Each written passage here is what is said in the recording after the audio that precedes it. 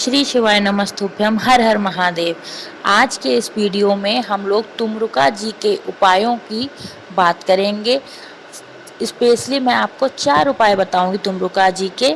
सबसे पहले तो बच्चे जिनके हैं ना, बच्चे पढ़ाई में मन नहीं लगता है, शैतान हो रहे हैं, उनके लिए धन संपदा की कमी है, लक्ष्मी जी का आगमन नहीं हो रहा है, उनके लिए जिनकी सभी बहुत सारे व्रत कर लिए हैं, जिन लोगों ने उनकी मनोकामनाएं पूरी नहीं हो रही हैं उनके लिए।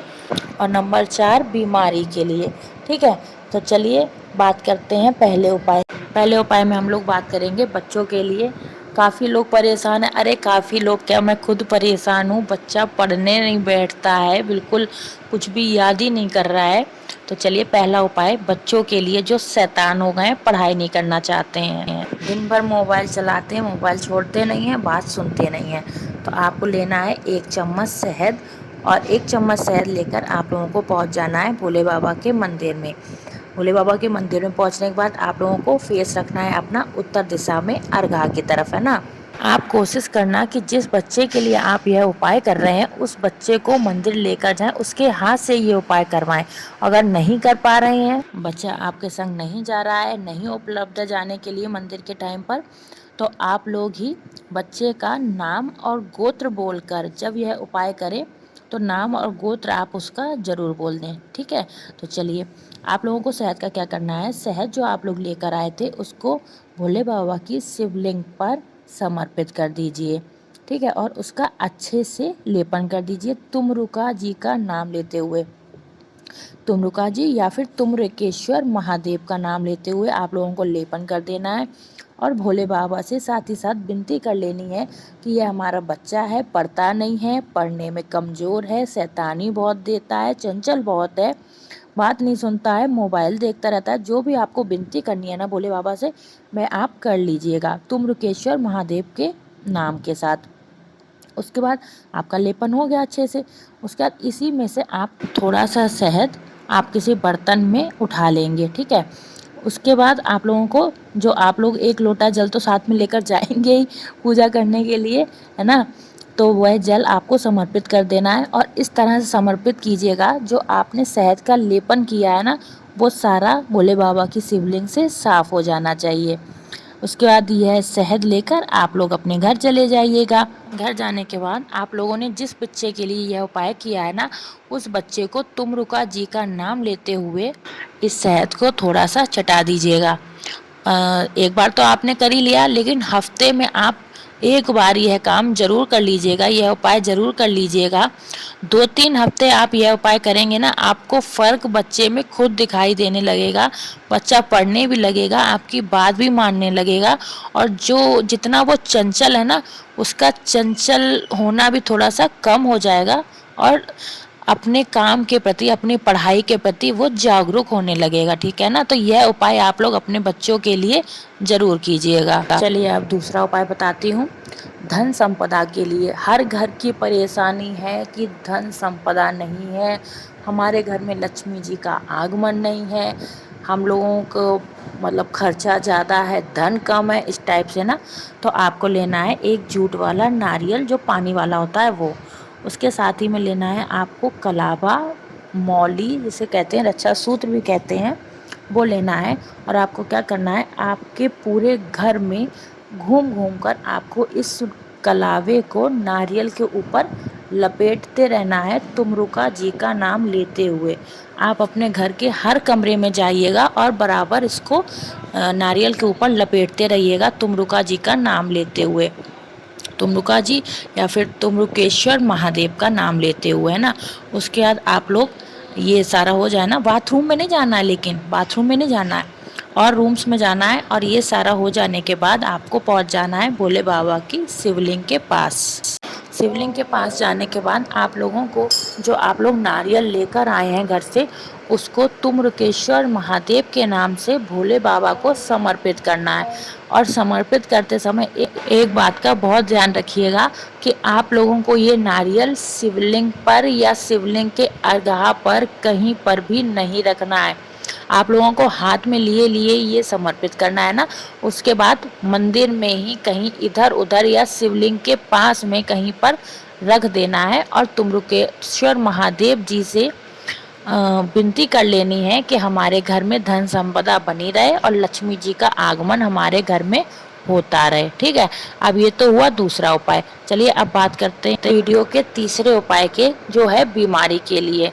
हर इंसान चाहता है कि हमारे घर में कोई भी व्यक्ति बीमार ना पड़े, क्योंकि बीमारी में सबसे ज़्यादा धन खर्च हो जाता है। एक तरफ तो आप धन के लिए उपाय करेंगे, दूसरी तरफ बीमारी में सारा धन आप लोगों का चला जा रहा है ना। तो इसके लिए हम लोगों को सबसे पहले चाहिए एक तांबे का कलश, और उस कलश में आप लोग अपने घर से, अपने किचन से अच्छा ताज़ा जल भर लीजिएगा। ठीक है, उसके बाद एक बेलपत्र लीजिएगा, एक बेलपत्र को भी इस कलश में ही डाल लेना है। उसके बाद आपको चले जाना है उस बीमार इंसान के पास जो कि बहुत दिनों से परेशान है, रोगग्रस्त है, कोई भी दवा खा रहा है उसको असर नहीं हो रहा है ना, उसके पास चले जाना है। और जो आपके हाथ में जल का कलश है उसको उस इंसान से एक बार टच करवा लेना है, स्पर्श करवा लीजिएगा। उसके बाद आप लोग पहुंच जाइए जा भोले बाबा की शिवलिंग के पास, है ना।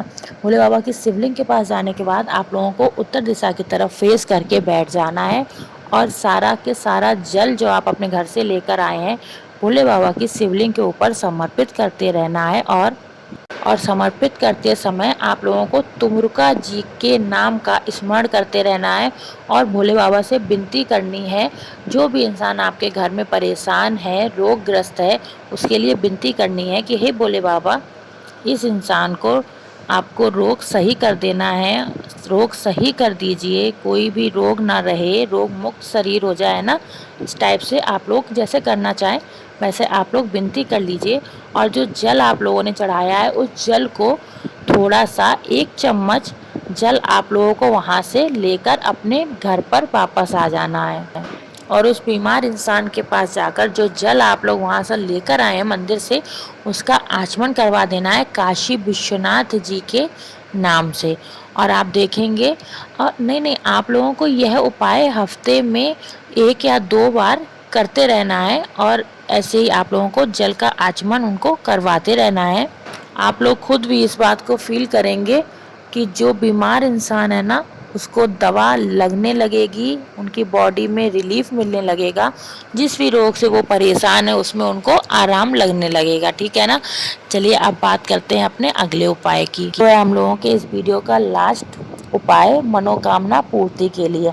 हर इंसान चाहता है कि हमारी मनोकामना पूरी हो, जल्दी से जल्दी पूरी हो, जो कुछ भी हमारी विशेष है वह हमें मिल जाए, और हमारी कोई भी इच्छा अधूरी ना रह जाए। ठीक है ना। तो इस उपाय के लिए हम लोगों को चाहिए होगी सबसे पहले बेलपत्र। हम लोगों को इस उपाय के लिए 5 बेलपत्र ले लेनी है, कहीं से भी कटी फटी नहीं होनी चाहिए ना। सेकंड नंबर पर हम लोगों को ले लेना है एक चावल का दाना, खंडित नहीं होना चाहिए, पूरा प्योर साबित होना चाहिए। इसके बाद तांबे के लोटे में जल अपने किचन से, अपने घर से, और पहुंच जाइएगा भोले बाबा की शिवलिंग के पास।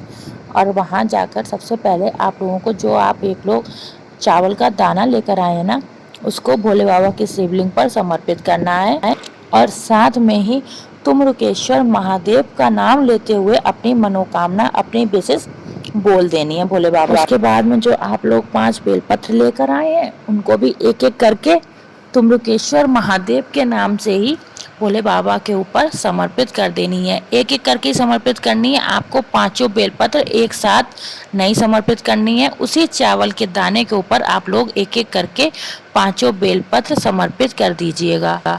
उसके बाद में जो आप लोग 1 लोटा जल लेकर गए हैं, उस जल को भी भोले बाबा की शिवलिंग के ऊपर समर्पित कर दीजिएगा। और बेलपत्र आप लोगों को ऐसे समर्पित करनी है कि डंडी का हिस्सा माता अशोक सुंदरी की तरफ होगा, और पत्ती वाला पार्ट आप लोगों की तरफ होगा। हफ्ते में 1 या 2 बार, या फिर कोई खास दिन पड़ जाता है, भोले बाबा का एकादशी पड़ जाती है, शिवरात्रि पड़ जाती है, या सोमवार को, मंडे को, आप लोग यह उपाय करते रहिएगा। आप लोग यह उपाय करते रहेंगे ना, तो आप लोग खुद देखेंगे आप लोगों का धीरे धीरे से मनोकामना पूर्ति होने की तरफ आप लोग बढ़ चलेंगे ना। आप लोगों को ये उपाय कैसे लगे कमेंट में मुझे ज़रूर बताइएगा। वीडियो को लाइक करिएगा, शेयर करिएगा, और मेरे चैनल पर नए हैं तो चैनल को सब्सक्राइब करना ना भूलिएगा। मेरा गला इस टाइम थोड़ा बैठा हुआ है, आवाज़ अच्छी नहीं आ रही है।